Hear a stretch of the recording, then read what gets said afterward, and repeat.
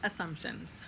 I was leaning against the bar in a speakeasy on 52nd Street, waiting for Nora to finish her Christmas shopping, when a girl got up from the table where she had been sitting with three other people and came over to me.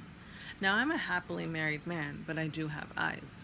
I may have glanced in her direction. She was an attractive black woman, hair pulled on top of her head in an afro puff, golden brown skin, nice full lips, and deep almond brown eyes. The three other women she was with were all equally attractive. I turned my back to her as she began to walk towards me. She came up behind me and made a point of brushing up against me accidentally, but on purpose. Then she casually stepped beside me. She looked me up and down. "Who was that white woman I saw you come in here with?" Her voice was smooth and even, but her eyes betrayed her. She looked like a little girl begging for something she desired with her whole heart. I picked up my glass and sipped my Hennessy and Coke. I looked at her blankly. I placed my glass back on the bar. She took my hand in hers. "You know, you are a handsome brother, and it pains me to see us lose you." I pulled my hand back and turned the other way, my back to her. One of the ladies from her table comes up behind her and takes her by the arm. "Please excuse her. She's had too much to drink. Come on, Tamika. You don't have to apologize for me. I can speak for myself." She pulls herself free. "You know I'm right," she says to her friend before turning her attention back to me. "Half of our men are either locked up or running around in these streets, not to mention that the cops are killing them off at an alarming rate. I mean, the black man is almost extinct. And the few that are left want a white woman on their arm. I tell you, it ain't right. It just ain't right." The friend took her by the arm. She gave me a cold, hard stare. Just so we're clear, I'm apologizing for her behavior, not her sentiments. As the two of them walked away, the one I knew then as Tamika said over her shoulder, "I could be your Beyonce and you could be my Jay-Z, but no, you want to do like Kanye and have Kim K." I shake my head slowly to myself and sip my drink. I am used to the dirty looks when I'm out with Nora. No one has ever had the gall to come at me the way this one did. Nora really isn't the blue-eyed devil that Tamika obviously thinks she is. I mean, for starters, she doesn't even have blue eyes. She has jet black, wavy hair, and deep, sultry brown eyes, and pretty, pouty lips. It's cool, though. I get it. People look at Nora and decide they know her before they even speak to her. She intimidates people.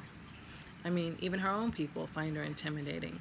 She grew up in and out of foster homes and group homes along with her sister.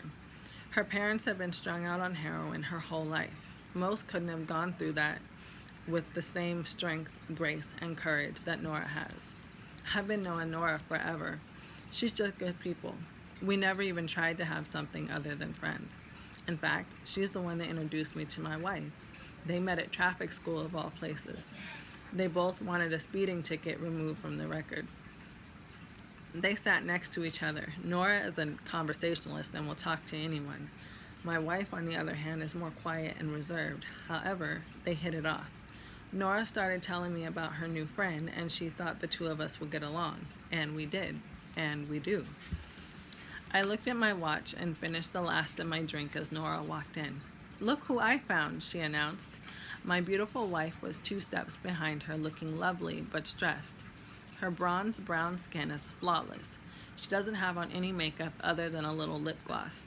Her hazel cat eyes are mesmerizing. Her hair is styled in Bantu knots. I kissed her lightly on her full lips. "Hey baby, what's wrong?" She shook her head. "Just a stressful day at work. I thought a little trip to Victoria's Secret might help me forget about it, but it didn't."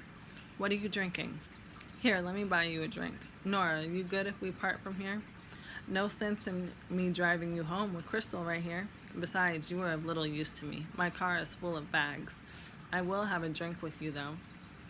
"Me? Of little use? I'm the one that picked the gift for your brother-in-law." "True, but you abandoned me halfway through my list." I began to rub my wife's shoulders. "Hey, can I get a vodka and cranberry juice for the ladies? And I'll have another Hennessy and Coke. Let's have a seat. And Nora, I ain't forgot about you. I had no idea the amount of stuff you planned on getting. I'm hands off. Your presents, your friends, you can carry all those bags yourself." "You cold. He wouldn't even carry one bag for me. Can you believe that?" I laugh as I pick up our drinks and we sit at a table. How would it look, me carrying all the bags some white woman just bought? Yeah, Miss Lady, I'll carry them bags for you. Nope, not me. I'm not your manservant, I chuckled to myself. Nora gave me a playful punch in the arm. I looked at my wife.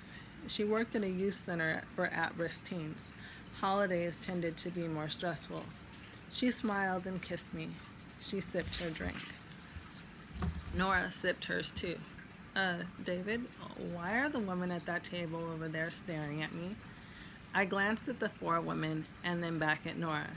They just came face to face with their assumptions. They thought you were my wife. Crystal laughed and rested her head on my shoulder. Still, that gives them no reason to stare me down. Go easy, I said. They had a few choice words and reality came and knocked them down. That may be, Nora said, but it's all pretty unsatisfactory.